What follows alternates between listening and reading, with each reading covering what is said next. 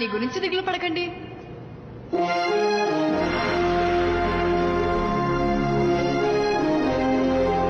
నేనున్నాను కదా బాబాయ్ గారు. బాగా చూసావు, చీర కూడా కట్టాల్సింది.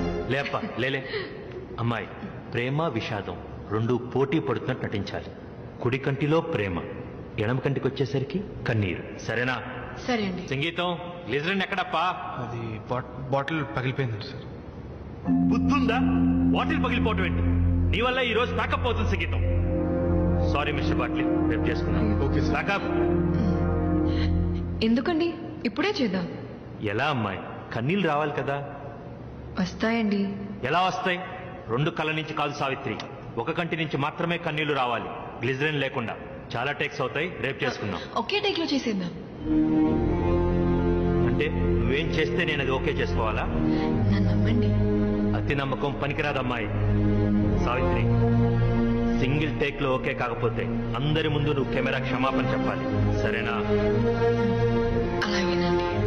రెండు కళ్ళ నుంచి కాదమ్మాయి, ఒక కంటి నుంచి మాత్రమే కొన్ని కన్నీటి బొట్లు రావాలి.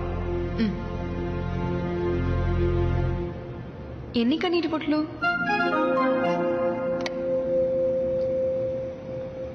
ఎన్నంటే అన్నొస్తాయా?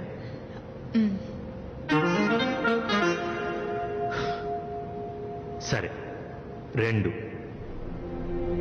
ఎడమ కంటి నుంచి రెండంటే రెండు కన్నీటి బొట్లు రావాలి, ఎక్కువ తక్కువ కాకూడదమ్మాయి. రెడీనా? క్యూ సౌండ్, రోల్ కెమెరా,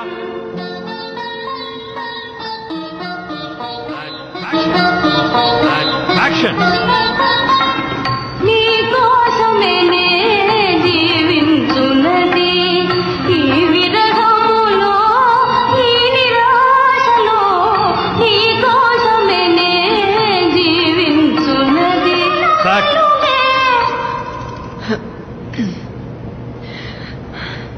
గురుగారు ఓకేనా?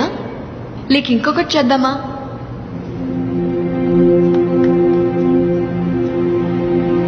ఏంటి గురుగారు? ఇంకో 10 తరాల తర్వాత కూడా తెలుగు సినిమా నటి ప్రస్తావన వస్తే ముందుగా నీ పేరే తలుచుకుంటారు తల్లి.